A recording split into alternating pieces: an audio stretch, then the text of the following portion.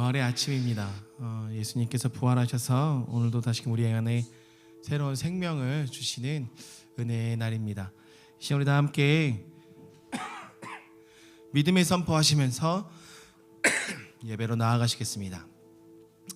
예수께서 이르시되 나는 부활이요 생명이니 나를 믿는 자는 죽어도 살겠고 무릇 살아서 나를 믿는 자는 영원히 죽지 아니하리니 이것을 내가 믿느냐.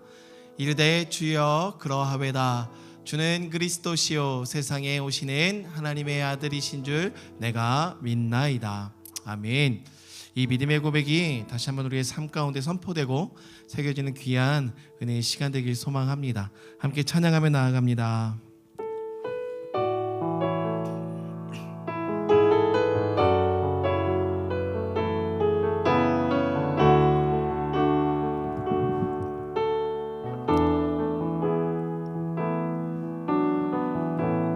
나의 기도하는 것보다 더욱 응답하실 하나님, 나의 생각하는 것보다 더욱 이루시는 하나님,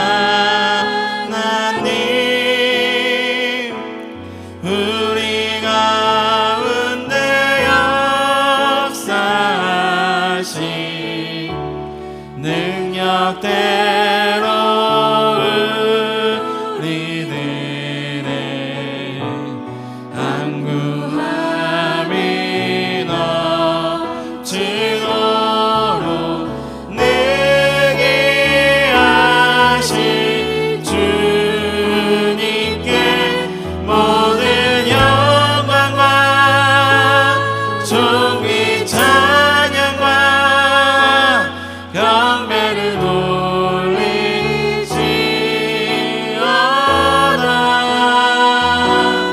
모든 영광과 존귀 찬양과 경배를 돌리지어다.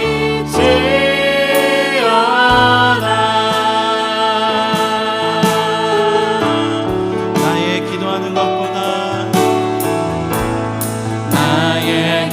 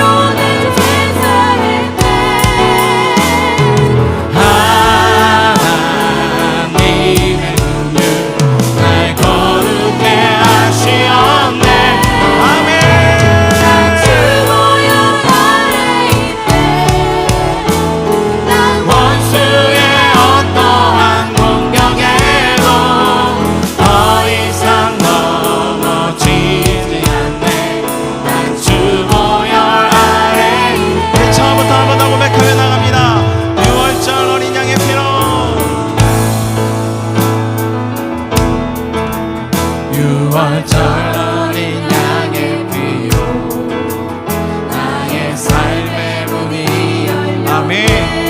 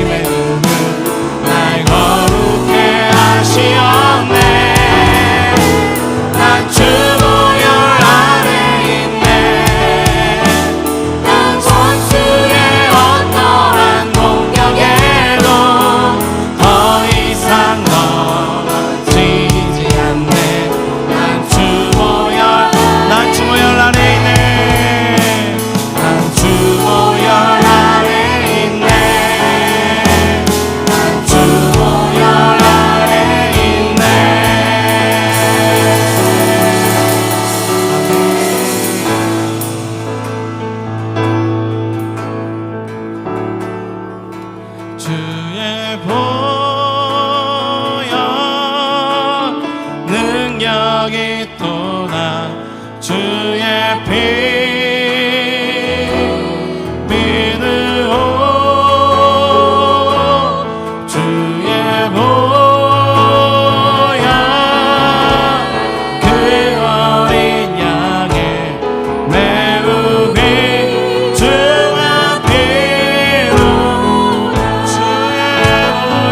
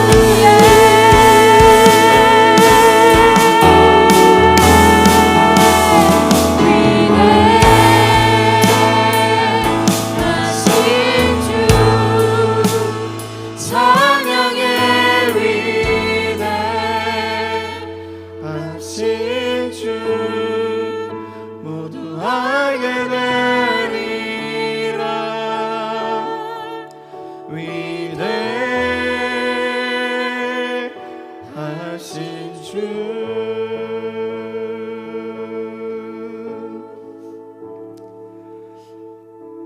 아멘. 하나님, 그렇습니다. 모든 열방이 주를 알게 될 것입니다. 이 부활의 아침에 사망과 어두움 가운데 매여 있었던 모든 죽었던 영혼들이, 죽어가고 있었던 그 영혼들이 다시금 주님의 그 위대하심을 보게 될 것입니다. 온 세계 위에 주의 영광의 빛을 비추사 그 부활의 능력을 온 누리 가운데 허락하여 주신 주님, 오늘의 삶 가운데도 사망과 어두운 권세에 묶여 주님을 바라보지 못하는 영혼들이 있다면 그 빛을 비춰 주십시오. 그리고 그 빛 안에서 자유를 누리게 하여 주십시오.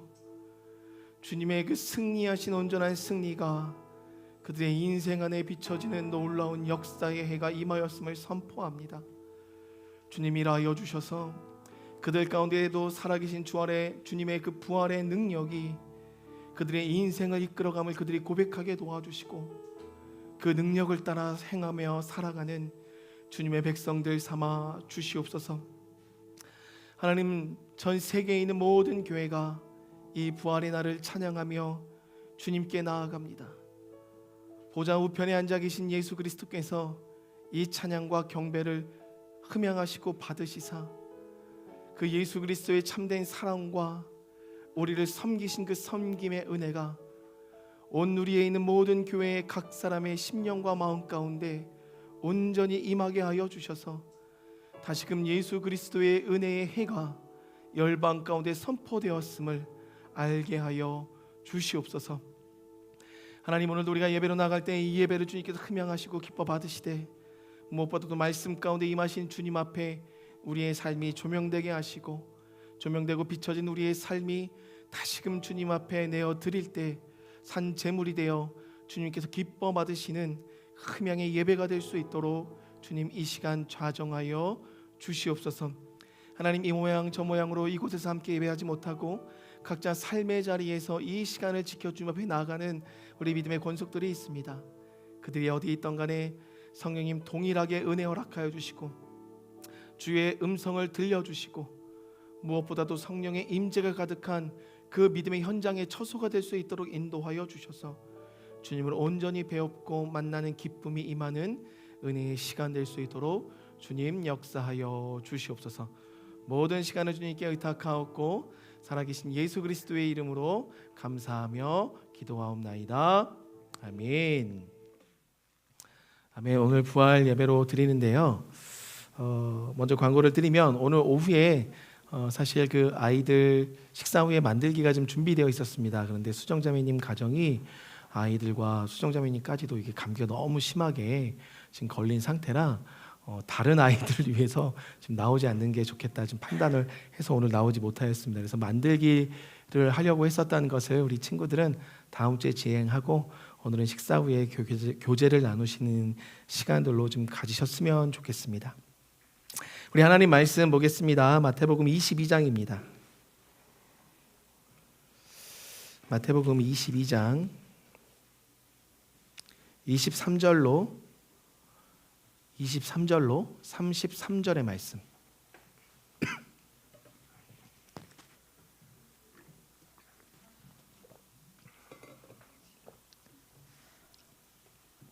마태복음 22장 23절로 33절까지의 말씀입니다.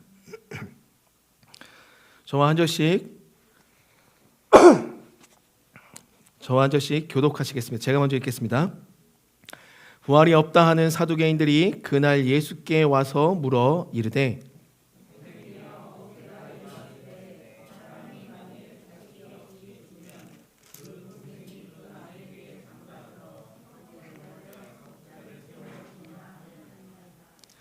우리 중에 7형제가 있었는데 마지가 장가 들었다가 죽어 상속자가 없으므로 그 아내를 그 동생에게 물려주고 최후에 그 여자도 죽었나이다.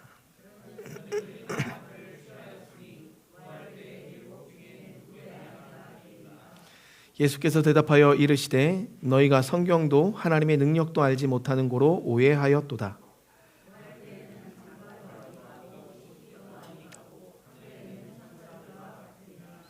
죽은 자의 부활을 논할진대 하나님이 너희에게 말씀하신 바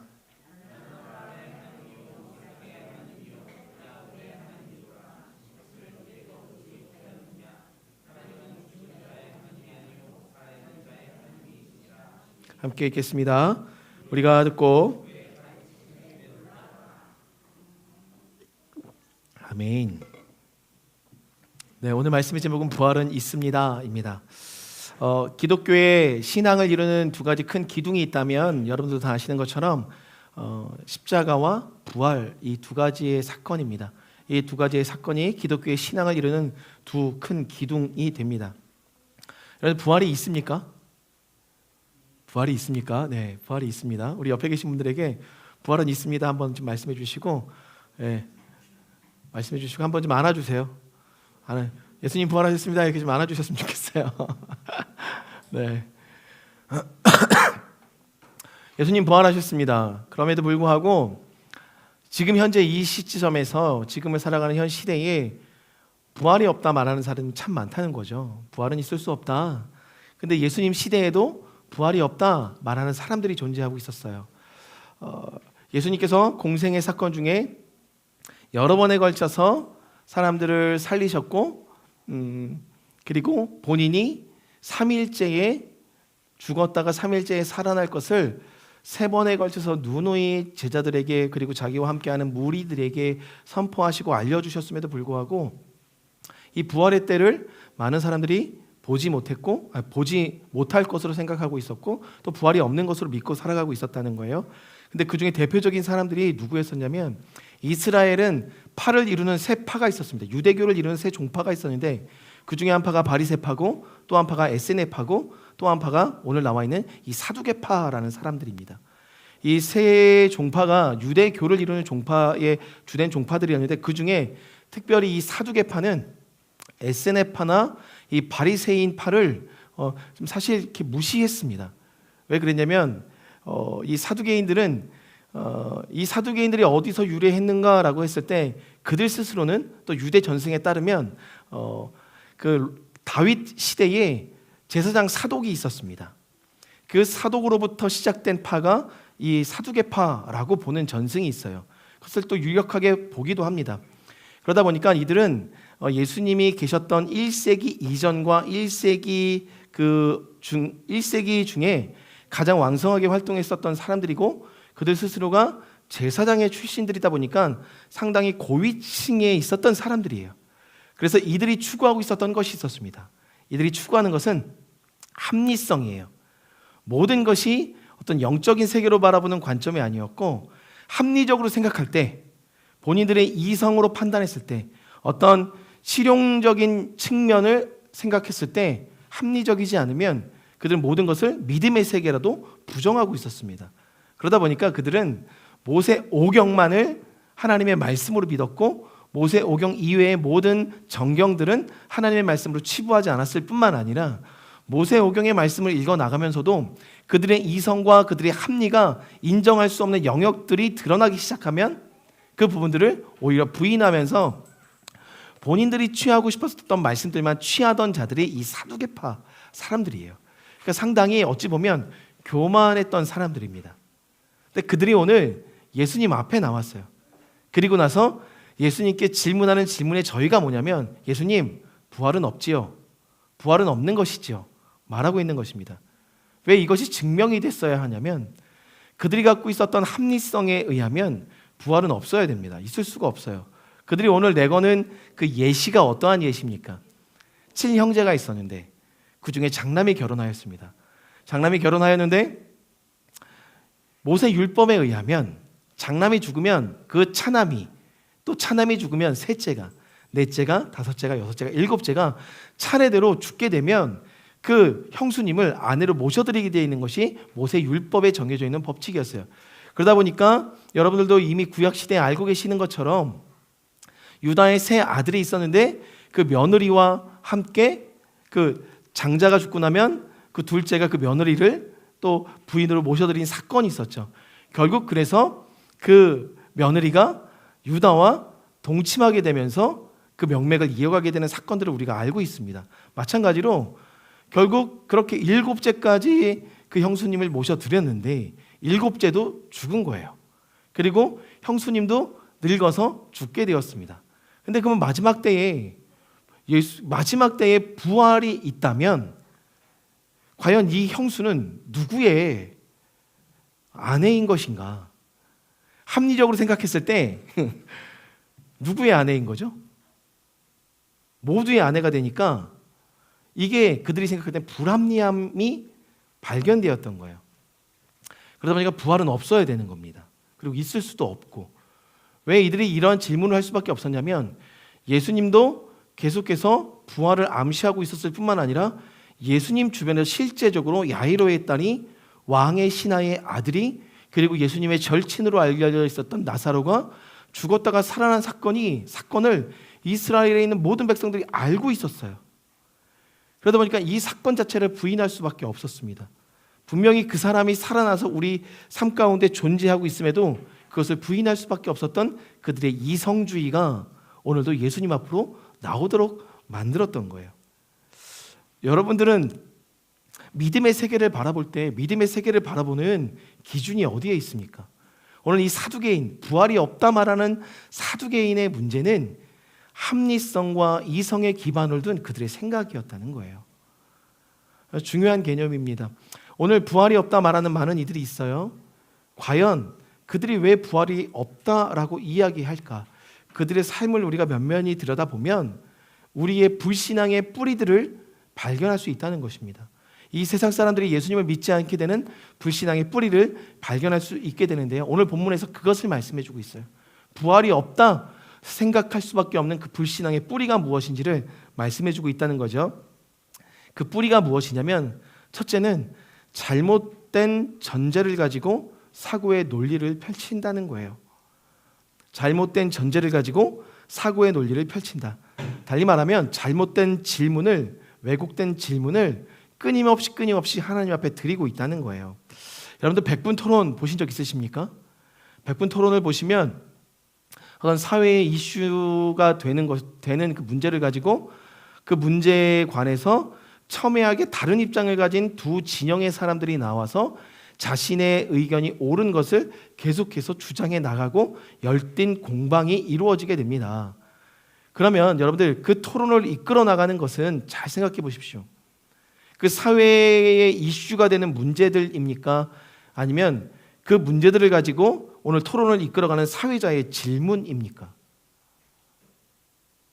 토론을 이끌어가는 건 가만 생각해 보시면 사회자의 질문이에요. 그 질문이 토론의 방향성을 끌어갑니다.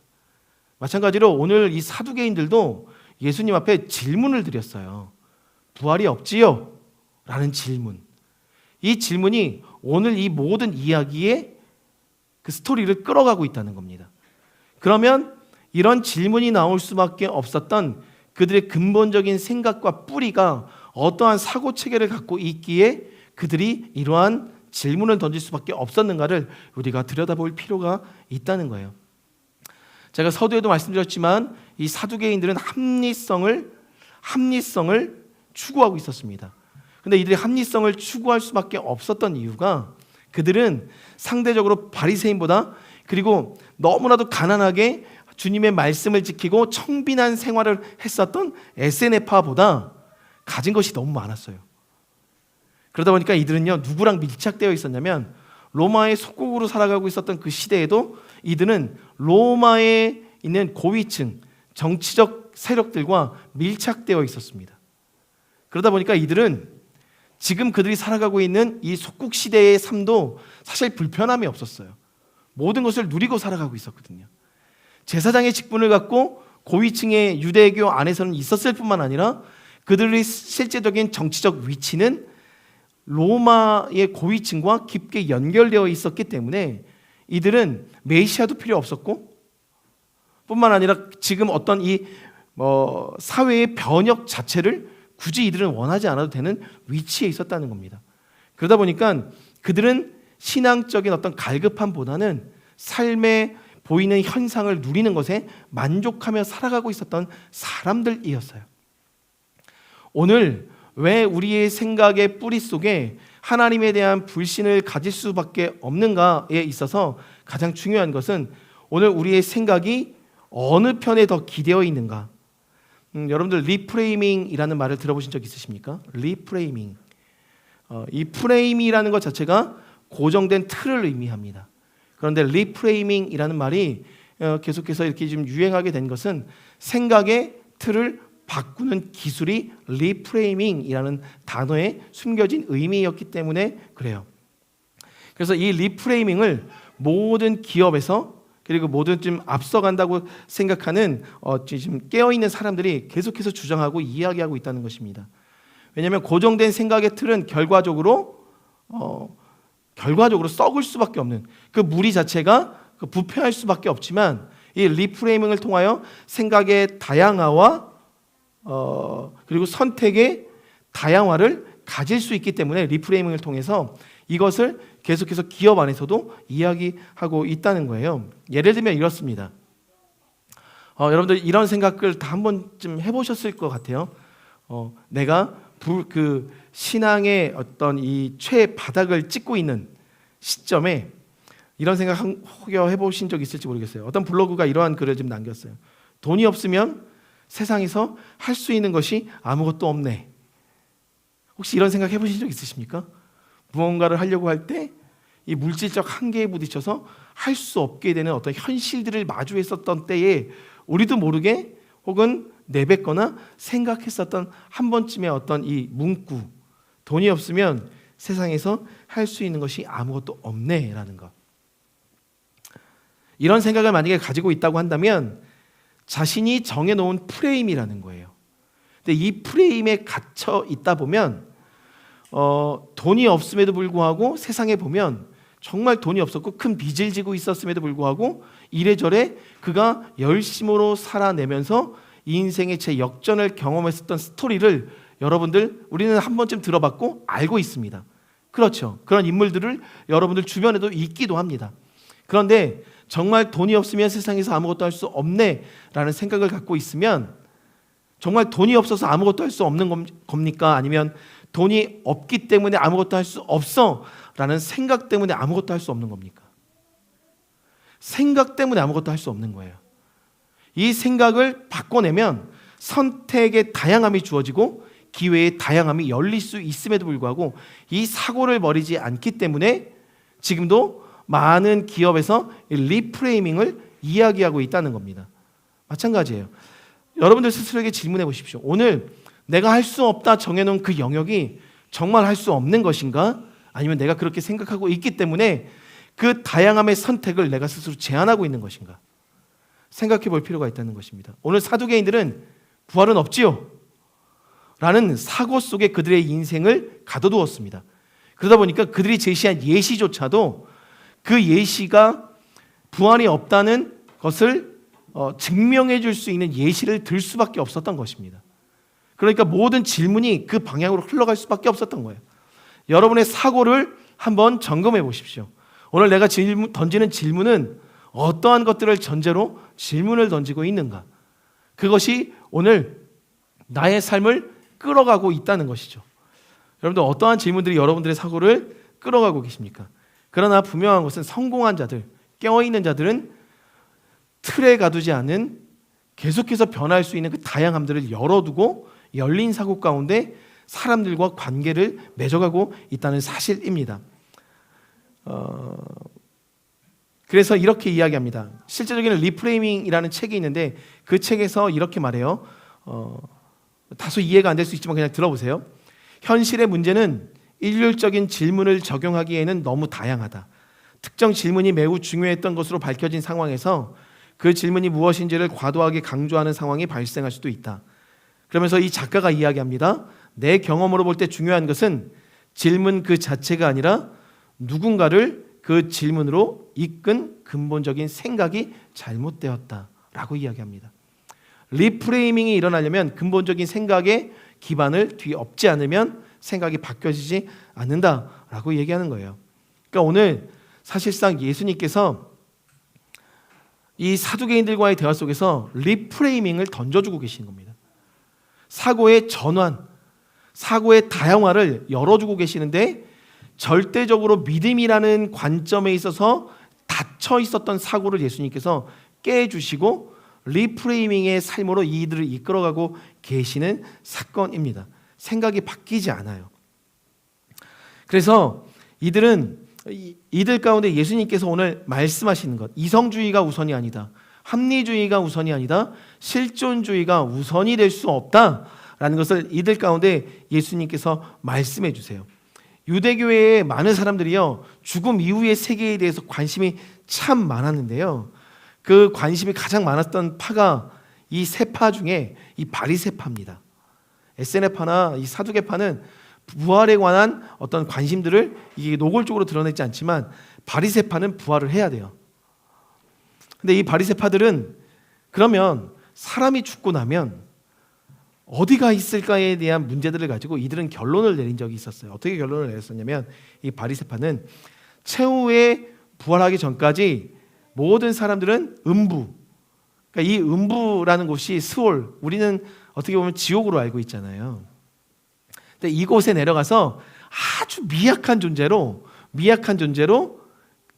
존재의 형태로 그곳에 존재하고 있다가 예수님이 부활하시는 때에, 그러니까 그 세상에, 예수님이 아니죠, 이 바리새파도 세상에 하나님의 때가 임하여 죽었던 영혼들이 부활할 때 이 지옥에서부터, 이 음부에서부터 부활한다는 생각을 갖고 있었어요. 이 바리새파들조차도 잘못된 생각이죠.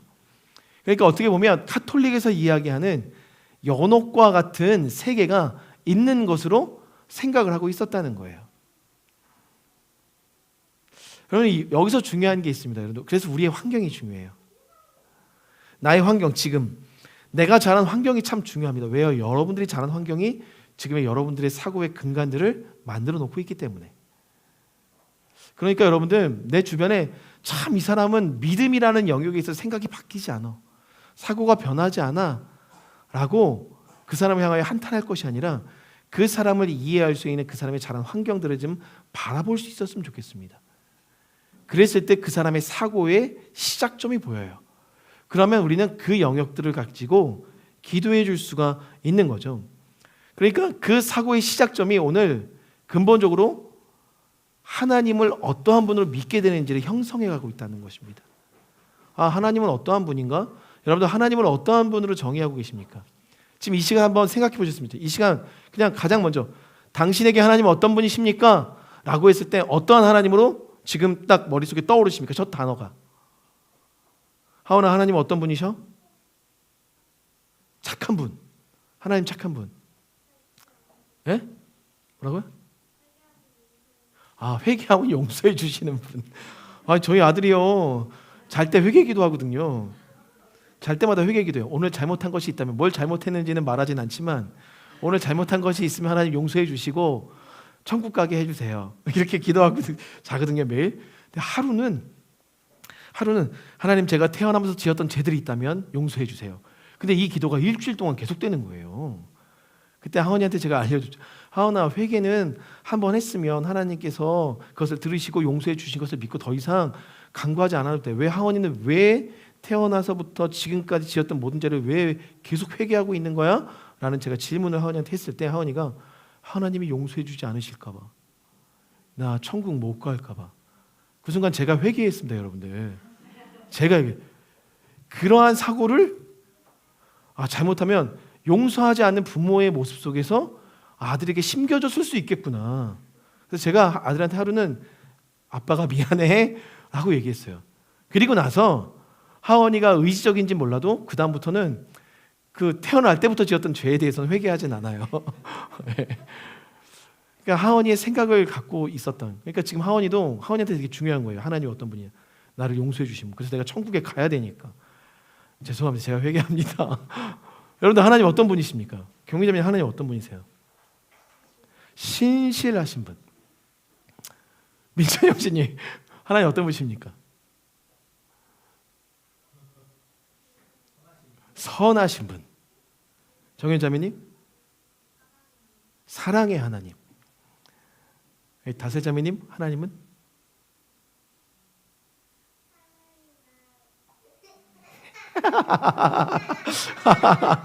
로에리가 대신 대답했어요. 네. 그만해. 네. 지금 나한테 떠오르는 하나님. 그랬을 때 이 사두개인들의 문제가 뭐였을까? 라고 제가 스스로 저한테 질문했을 때 저도 상당한 합리성을 따지는 사람이다 보니까 이들은 스스로가 하나님을 측량했구나. 그랬을 때 이들에게 필요한 하나님은 측량할 수 없는 하나님. 이것이 정답이었겠구나라는 생각이 들었습니다. 여러분들, 부활은 분명히 있습니다. 하나님을 측량하시지 마시기 바랍니다. 하나님은 측량할 수 없는 분이에요. 여러분들의 사고로 측량할 수 있는 분이면 하나님이 아니십니다. 오늘 그 하나님이 부활을 허락하셨어요. 그래서 이들의 가장 큰 문제점 하나만을 오늘 얘기하고 설교를 좀 마치고자 하는데, 가장 큰 문제점은 뭐냐면 육적인 관점으로 영적인 세계를 말하고 있었다는 것입니다. 여러분들, 영적인 세계를 말하고 싶으십니까? 그러면 우리의 육적인 관점이 벗겨져야 돼요.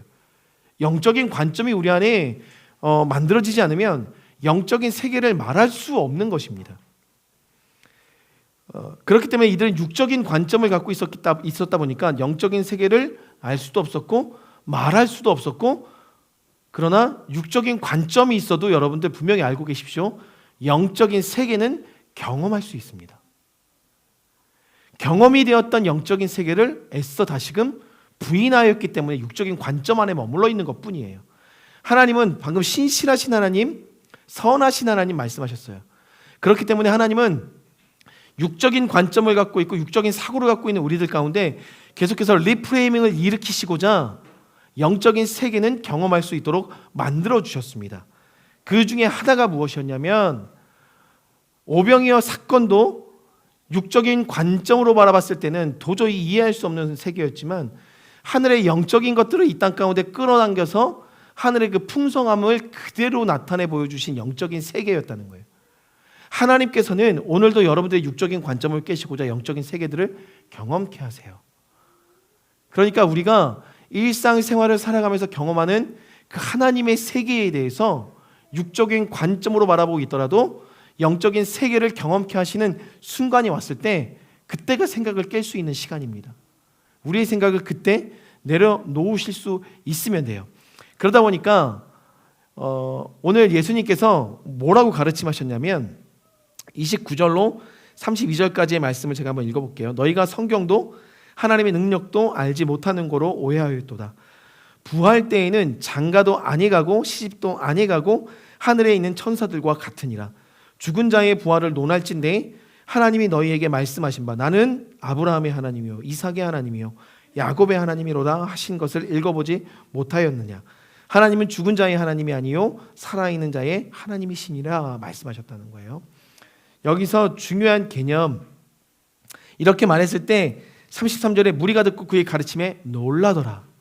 분명한 것은 여러분들, 오늘 이 무리가 놀랐다는 것은 그들의 육적인 관점이 하나님의 예수 그리스도의 말씀을 통해서 깨어지는 순간 놀랐다는 것은 영적인 세계의 확장이 일어났다는 것입니다. 그것을 성경이 말씀해주고 있어요. 그래서 중요한 개념이 있습니다. 영적인 확장을 이루시고 어떤 영적인 세계의 경험을 원하신다면 오늘 이 바리새인들은 그 질문을 누구한테 갖고 나왔냐면 예수 그리스도께 갖고 나왔다는 거예요. 우리의 삶의 모든 문제를 일으키는 질문들을 사람들 사이에서 논쟁거리로 던질 것이 아니라 그 질문을 예수님께 갖고 나왔을 때 그 질문의 실체가 드러나면서 질문의 실체 속에 담겨져 있던 영적인 세계가 드디어 밝히 보여지기 시작했다는 것입니다. 그러니 여러분들, 오늘 여러분들 마음속에 있었던 그런 합리주의, 이성주의, 실존주의 쪽에 매어 있었던 우리의 질문들을 주님께 갖고 나오실 때 우리의 육적인 관점이 깨어질 수 있음을 말하고 있다는 거예요. 아직도 우리 안에 불신앙이 있으십니까? 예수님을 향해, 그 하나님을 향해 불신앙의 문제들을 갖고 있다면 오늘 예수님께서 말씀하시는 거예요. 그것을 나에게 가지고 나오라는 것입니다. 제 신학교 다닐 때 제가 가만 보니까 나중에 깨닫게 된 거예요. 신학생들이 가장 어떤 이런 육적인 관점의 신학 그 관점을 가장 많이 갖고 있더라고요. 신학생들이. 그래서 그런 친구들을 신학교 때 참 많이 만났습니다. 후배들도 선배들도. 그럼 제가 그때마다 우리 신학생들에게 제가 했던 얘기가 뭐였냐면, 지금 예수님 좀 만나고 와. 다시 예수님 좀 만나고 학교에 들어와. 기도원증 가서 예수님께 좀 부르짖고 예수님 좀 만나봐. 이런 얘기를 제가 심심치 않게 했어요. 그때마다 이제 신학생들이 발끈했던 건 나도 예수님 만났어요 라는 겁니다. 예수님을 만나게 되면 가장 먼저 일어나는 변화가 뭐냐면 우리의 사고의 틀이 깨져요. 근데 사고의 틀이 깨지지 않고 계속해서 내가 가진 생각 안에 예수님을 재단하고 가둬둔다는 것은 깨지지 않았고 예수님을 만나지 못했다는 것을 의미합니다. 여러분, 예수님을 만나야 됩니다. 여기서 중요한 우리가 질문을 좀 던져볼 수 있을 것 같아요. 제자들은 예수님을 만났습니까? 안 만났습니까? 3년 동안 예수님과 함께 있었던 제자들은 예수님을 만난 겁니까? 안 만난 겁니까? 지금 이 시점에, 이 마태복음 22장이 쓰여지고 있는 이 시점에 예수님을 만난 겁니까? 만나지 않은 겁니까? 함께하고 있었지만 더 깊은 예수님의 영적인 세계에 대한 인카운터는 일어나지 않았다는 것입니다. 이들 가운데 진정한 주님과의 인카운터가 일어난 시점이 어느 시점입니까? 그렇죠. 부활하신 예수님을 만난 그 시점에 이들은 인카운터가 일어났어요. 그래서 하나님의 세계에 대한 확장이 일어났고, 진정 예수님께서 말씀하셨던 3번에 걸쳐서 내가 3일 만에 부활하리라 말씀하셨던 그 말씀, 그리고 나사로를 살리고 야이로의 딸을 살리고 왕의 신하를 살리면서 달리다 쿰 해서 죽은 자를 일으켜 세웠던 그 사건이 실제적인 영적인 사건, 하늘의 것들을 이 땅에 끌어당긴 하나님의 일하심이었구나라는 세계의 확장이 예수님이 부활하신 그 순간에 일어났습니다. 그러니까 예수님이 죽었을 당시까지만 해도 이들의 가운데 그러한 확장이 일어나지 않았어요. 그러다 보니까 만약에 이들 안에 그 부활에 대한 기대가 있었다면 이들이 각기 제갈 길로 돌아갔었을까요? 안 왔겠죠. 모여서 기도하고 있었겠죠. 갈릴리로 가지 않았겠죠.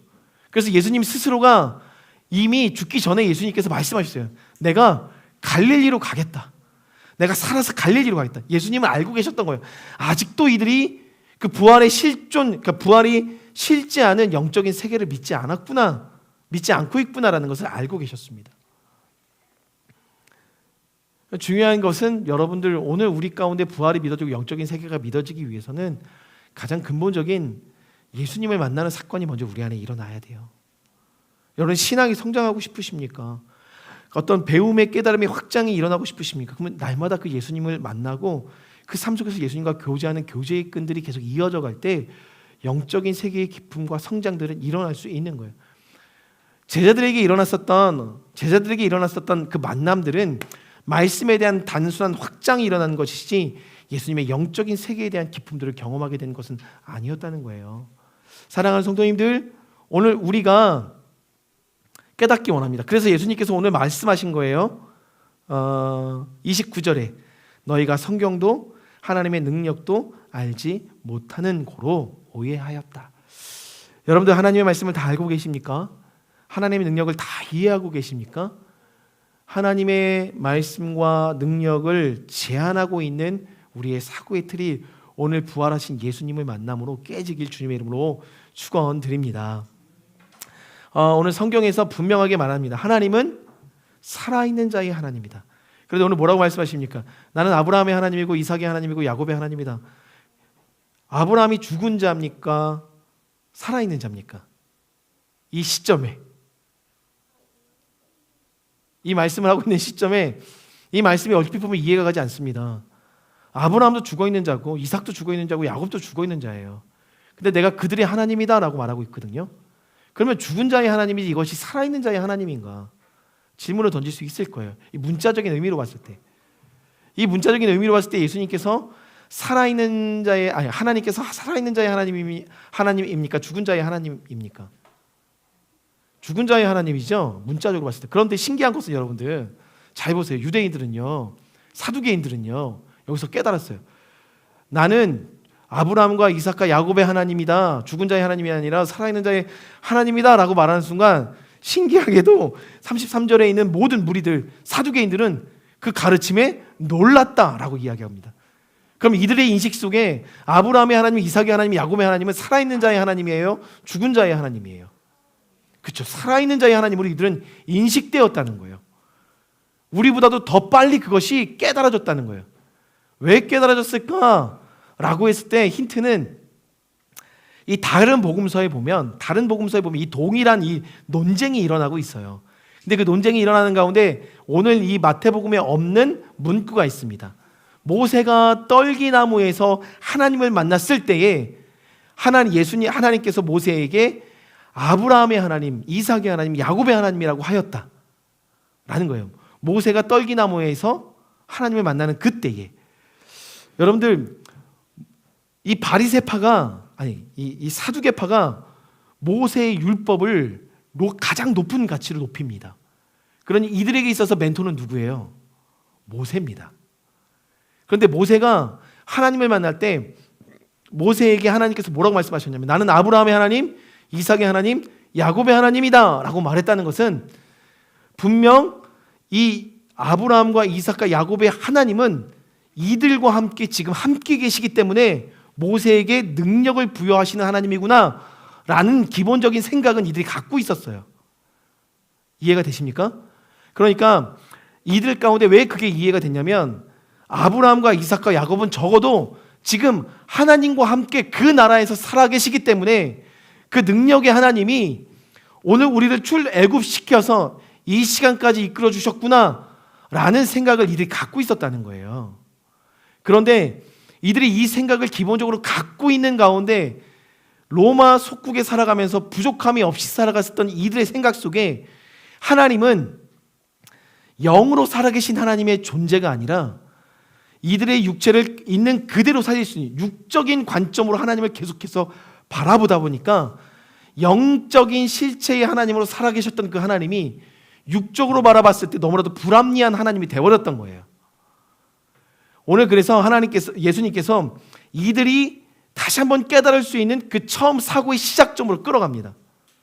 그래서 나는 모세가 떨기나무에서 만났었던 그 아브라함의 하나님, 이삭의 하나님, 야곱의 하나님, 그 하나님이 나고 그 아브라함과 이삭과 야곱은 영적인 지금 존재로 나와 함께 그곳에 살아있다. 고로 나는 살아있는 자의 하나님이다. 여러분, 중요한 신학적 개념이 뭐냐면 죽으면 죽어요? 죽으면 죽습니까? 죽으면 죽어요? 그렇죠? 죽으면 죽으리라 에스더 하다사 축복합니다. 여러분들 죽으면 죽나요? 이 말이 우리한텐 옳은 말이 아니라는 거예요. 죽으면 영으로 살리라. 이게 기독교 신앙이에요. 그런데 죽으면 죽은 것이 되어버리는 것이 육적인 관점이라는 것입니다. 그러니까 이 사두개파들이 실수했던 것 중에 하나가 뭐냐면 분명히 자신들이 주창했었던 이 모세 동안 하나님 우편에서 함께 이 영적인 존재로 살아있는 것을 이들은 믿고 있었어요, 사실. 그러나 지금의 삶이 너무나도 육적인 것들 부족함 없이 살아가게 만드는 삶의 영역 속에 있다 보니까 너무나도 핍박을 받고 있고 갈급했었던 바리새파는 부활을 꿈꾸고 있지만 너무나도 생활 속에서 만족함을 얻어 더 이상 영적인 세계를 꿈꾸지 않아도 되는 이 사두개파들은 부활을 꿈꾸지 않고 있었다는 거예요. 가려졌다는 겁니다. 오늘 우리의 삶이 그럴 수 있다는 거예요. 영적인 눈이 가려질 수도 있어요. 분명히 하나님의 말씀은 살아계셔서 운동력이 있어서 우리의 심령과 관절과 골수를 찔러 쪼개지만 더 이상 그 말씀이 나에게 필요 없는 거예요. 왜? 지금이 만족스러우니까. 그러다 보니까 여러분들 더 이상 말씀도 모세 오경 이외에 이사야서에서도 부활을 이야기하고 에스겔의 환상, 마른 뼈가 살아나는 환상도 부활을 이야기하고 있지만 그 외에 성경은 필요 없게 돼버리는 것입니다. 오늘 우리의 삶이 그럴 수 있어요. 다시 한번 이삭의 하나님, 야곱의 하나님, 아브라함의 하나님, 영적인 실존을 오늘 우리에게 주시는. 그렇기 때문에 여러분들 주 예수를 믿으면 죽지 않고 무엇을 얻게 됩니까? 영생을 얻게 됩니다. 영원한 생명, 영적인 영원한 생명을 얻게 돼요. 그것을 우리가 간과해서는 안 된다는 것을 오늘 말씀이 보여주고 있다는 것입니다. 사랑하는 성도님들, 부활은 분명히 있습니다. 부활은 있습니다. 영적인 세계예요. 영으로서의 부활이에요. 마지막 때에 예수님께서 이 땅에 재림하시는 그날 우리 모두는 다시금 부활합니다. 어떠한 존재로? 영적인 존재로. 영적인 존재로 부활하다 보니까 육적인 사고에 묶여 있었던 우리의 사고. 그러면 이 부인은, 이 형수님은 첫째의 부인입니까? 일곱째의 부인입니까? 라는 쓸데없는 질문들을 던지지 않게 될 수 있는 거예요. 육적인 존재로 부활하게 되면 그것을 논할 수밖에 없겠지만 우리는 영적인 존재로 부활하여 천사와 같은 존재로 오늘 성경에 설명하고 있어요. 예수님께서. 그러니까 영적인 존재라는 거예요. 우리는 부활했을 때 영적인 존재이기 때문에 오늘 그 부활은 우리 가운데 능력이 되는 것입니다. 그러니까 여러분의 인생에 진정 주님의 능력이 나타나기 위한다면 보다 영적인 삶에 우리의 삶이 기대어 있으면 그 능력들을 경험할 수 있다 말씀하고 있는 거예요. 사랑하는 성도님, 그 능력을 믿으시면서 오늘도 우리가 지금 성찬으로 나아갈 수 있었으면 좋겠습니다.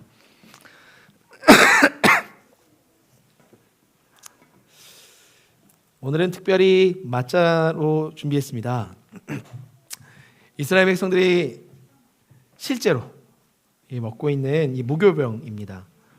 예수님이 떡과 잔을 떼었을 때 이것을 떼었는데 우리나라는 이것을 무엇으로 설명할까 했더니 떡으로밖에 해석할 수밖에 없다 보니까 우리나라는 이제 빵으로 이것을 감당하고 있는데 실제적인 이 맞자, 이것은 좀 약간 여러분들 진짜 무교병이라 맛은 없습니다. 맛이 느껴지진 않는데 그러나 제가 오늘 예배 후에 이 무교병을 좀 우리가 좀 먹을 거예요. 계속해서. 그래서 딸기잼을 준비했으니까 딸기잼에 찍어서 좀 드시면 좀 맛이 좀 다릅니다. 그래서 실제적인 유월절을 지내는 이스라엘 백성들은 또 그렇게 이 무교병을 즐겨 먹기도 합니다. 우리 다 함께 말씀을 읽은 이후에 우리 성찬식으로 나갈 건데 여러분들 나오시면 그냥 이렇게 비스켓처럼 이렇게 이 모양이 있습니다. 여러분들이 이 부셔서 갖고 가실 만큼 갖고 가시면 돼요. 대신에 여러 조각을 막 이렇게 담지 마시고 만약 이렇게 잘라줬으면 이렇게 그냥 가져가셔서 같이 성찬을 좀 나누도록 하겠습니다. 이게 떼시는 것이 예수님께서 떼어주시는 것을 함께 경험하는 시간이 되는 겁니다. 우리 한번 다 같이 말씀을 마태복음 26장의 말씀을 같이 지금 읽고 함께 성찬으로 나아가시겠습니다. 함께 읽겠습니다. 그들이 먹을 때 예수께서 떡을 가지사 축복하시고 주시며 이르시되 받아서 먹으라 이것은 내 몸이니라 하시고 또 잔을 가지사 감사하기도 하시고 그들에게 주시며 이르시되 너희가 다 이것을 마시라 이것은 죄 사함을 얻게 하려고 많은 사람을 위하여 흘리는 바 나의 피 곧 언약의 피리라. 그러나 너희에게 이르노니 내가 포도나무에서 난 것을 이제부터 내 아버지의 나라에서 새 것으로 너희와 함께 마시는 날까지 마시지 아니하리라 하시니라. 아멘. 우리는 아직 그 하나님의 나라에 이르지 않았기 때문에 이 땅에서 성찬식을 나눕니다. 그러나 오늘 우리가 이게 성찬식을 하는 것은 그 하나님 예수 그리스도께서 이 땅 가운데 재림하시는 그때에 다신 그 하나님 나라에서 새롭게 주님과 나눌 그 성찬을 준비하는 시간으로 여러분들 마음속에 가져가시면 좋을 것 같습니다. 우리 그러면 이쪽에서부터 나오셔서 이쪽에서 한 줄로 나오셔서 오늘 이 맞자와 성찬을 함께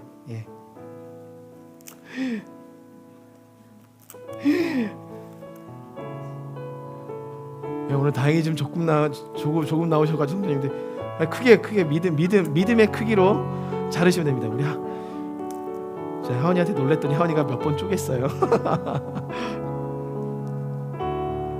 예수님의 몸입니다. 예수님의 피입니다. 예수님의 몸입니다. 예수님의 피입니다.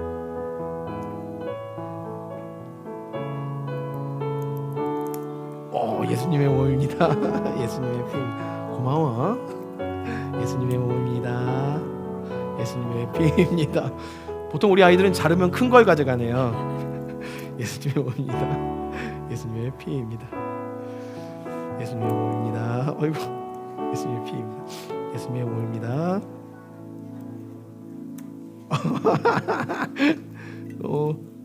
우리 주환이 예수님의 몸입니다. 예수님의 피입니다. 예수님의 몸입니다. 예수님의 피입니다. 이거 가져가. 이거 예수님의 몸입니다.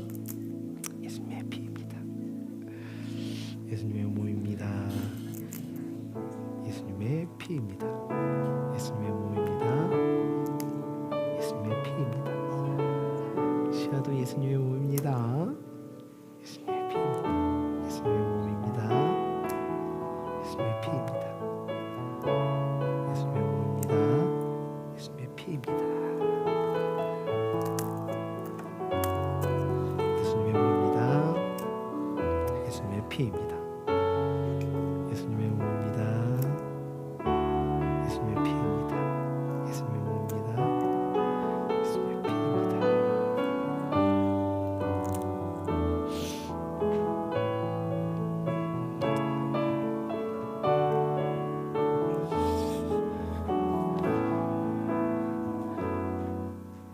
오늘 우리 성찬 시간 특별히 그 나라에서 주님과 함께 하실 그 성찬의 때를 거룩하게 상상하시면서 기도하는 마음으로 성찬에 임하겠습니다. 성찬에 임하겠습니다.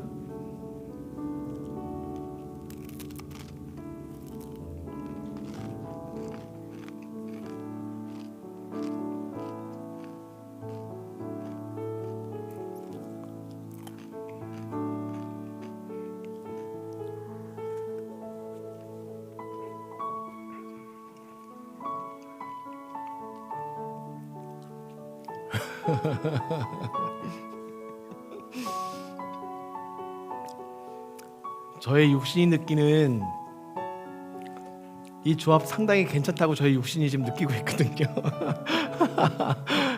네, 여러분 좀 이따 딸기잼과 함께 예수님의 몸을 한번 네, 나누시는 시간들 가졌으면 좋겠네요.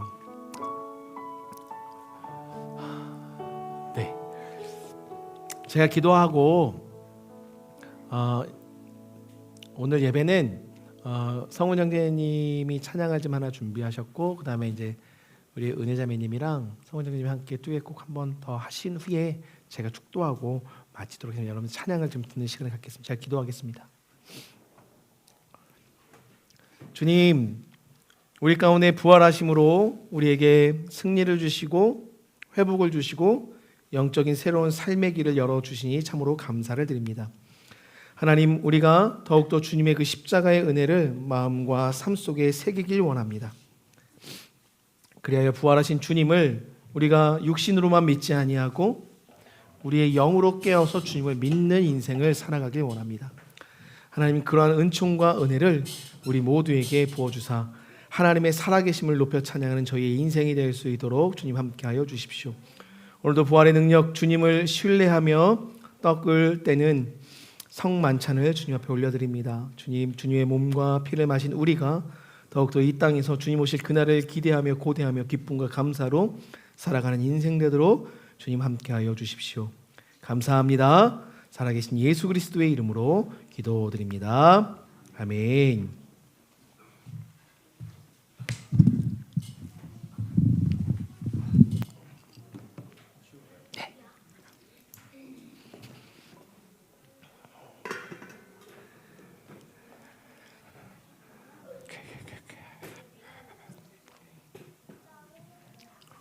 여기 서시고.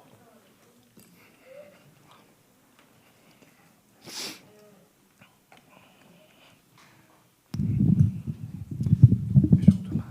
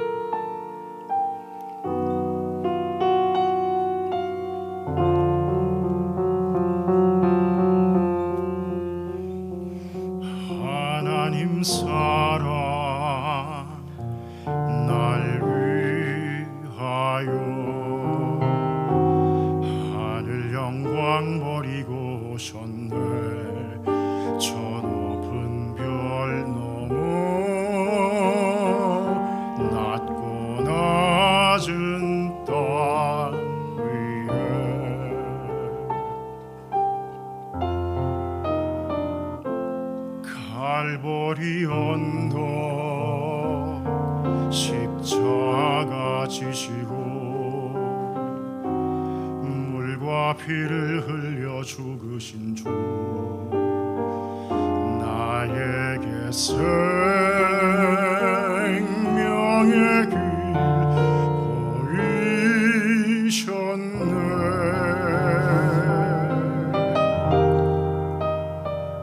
저 하늘 높이 올라가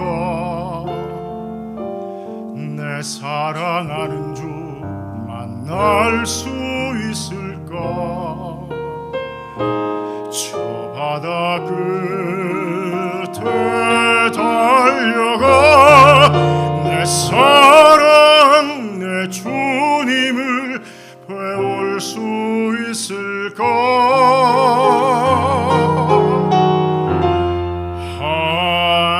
하나님 사랑 그 사랑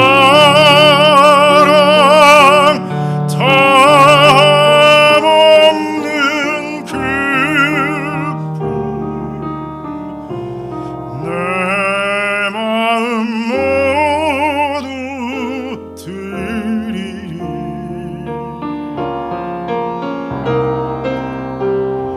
나는 주의 것 주님 내 구주니 아무것 부족함 없겠네.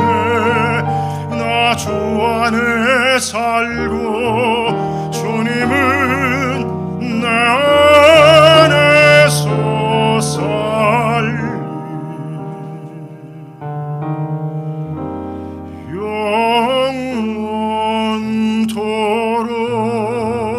영원토록.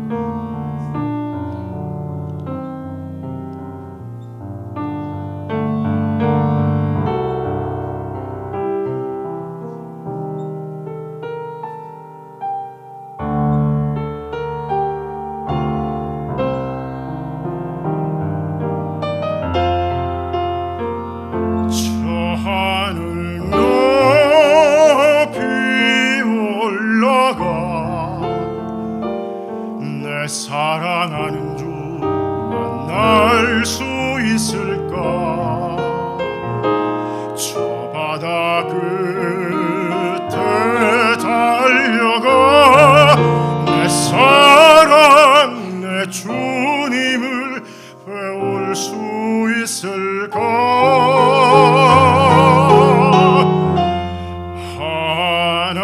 하나님 사랑 그 사랑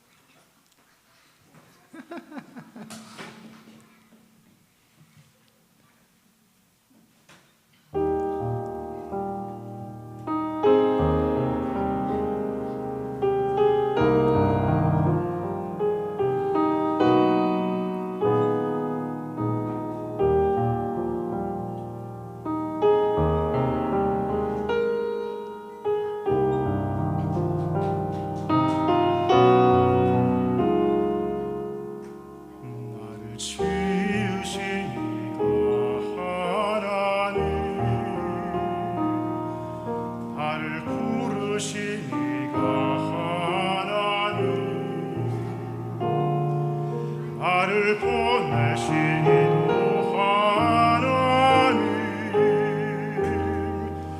나의 나된 것은 다 하나님 은혜라 나의 달려갈 길 다가도록 나의 마지막 다하도록 나로 그 십자가 굳게 하시니 나의 나 된 것은 다 하나님 은혜라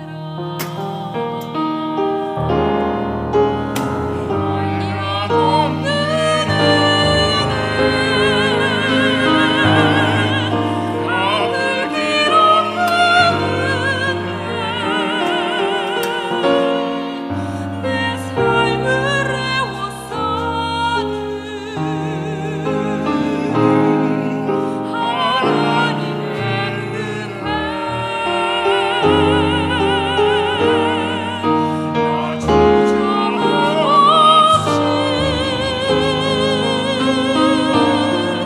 그 땅에 밟은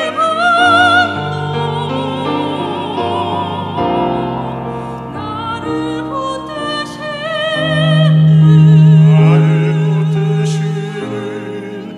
하나님의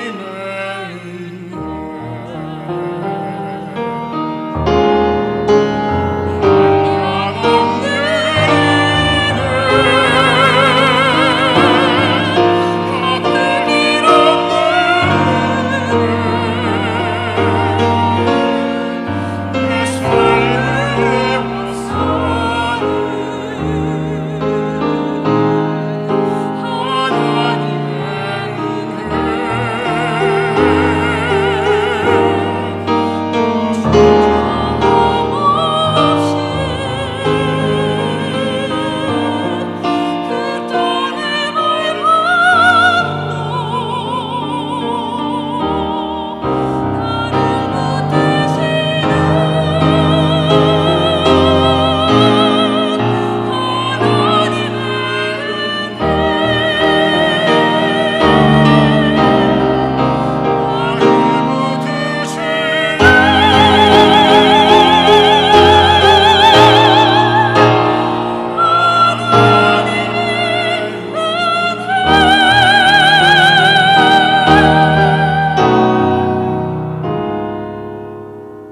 나를 지으신 이가 하나님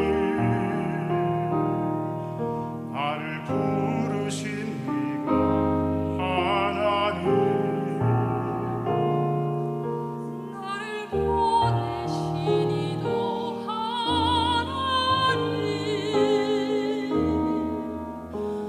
나의 나 된 것은 다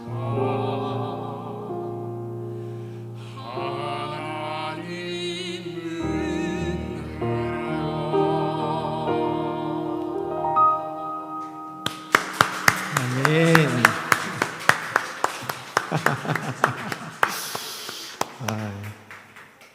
또 오랜만에 들으니까 너무 좋네요. 네, 진짜 저번에도 저희가 장난식으로 얘기했지만 이게 지나가면서 얘기했지만 한번 성가곡 해도 좋겠다. 저희 지휘자들도 다 있으시고 하니까 한번 우리 이제 말로만 하지 말고 한번 해봅시다. 하셨으면 좋겠네요. 찬양이 이렇게 복음성가 위주로 이렇게 찬양하다가 또 성악 또 찬양을 들으면 마음이 좀 새로워지는 것 같아요. 너무 좋네요. 감사합니다. 네, 제가 기도하고 오늘 좀 마치겠습니다.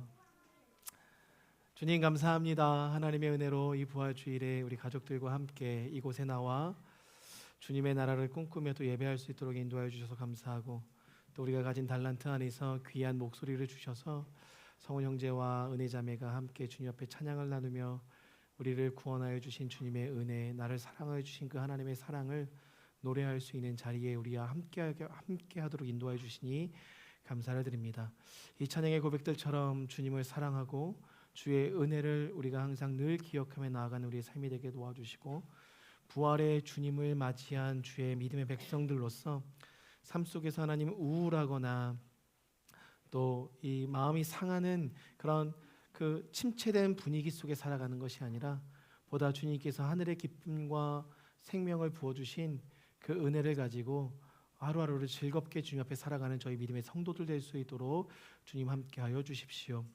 오늘 함께 이 자리에 못한 우리 가족들이 있습니다. 수키자매 가정, 그 가정 안에서도 부활의 기쁨을 누릴 것을 주님 이 시간 간청합니다. 무엇보다 또한 모든 가족들이 유럽에서 함께 또 부활의 아침을 맞이한 윤혁 형제님 가정 또한 주님 지켜주시고 하나님 지금 아픈 가운데 있는 수정자매님 가정 또한 주님께서 치유의 영으로 함께하여 주시며 이유는 알 수 없지만 오늘 나오지 못하였던 우리 기선자매님 가정, 태영 형제님 가정 가운데도 동일한 평화와 샬롬으로 주님 함께하여 주사 이번에 일주일간 그 부활의 주님과 함께 더불어 살아가는 모든 가정 될 수 있도록 주님 축복하여 주십시오. 오늘 주님께서 주님 앞에 올려드리는 이 예물 또한 흠양하여 주시고 주님께서 기뻐하사 하나님의 뜻 가운데 귀한 곳으로 흘러들어가는 주님의 헌금들이 될 수 있도록 인도하여 주십시오. 이제는 구주 되신 예수 그리스도의 차고 넘쳐 흐르는 은혜와 아버지 되신 하나님의 그 인자하신 사랑과 보혜사 되신 성령님의 교통하심과 중보하심의 은혜가 오늘 다시금 그 부활하신 그 예수 그리스도 앞에 우리의 모든 생각들이 리프레이밍 되어 주님의 그 영적인 세계를 바라보고자 결단하는 모든 가족 위에 이제부터 영원토록 함께 하시기를 간절히 축원하옵나이다. 아멘.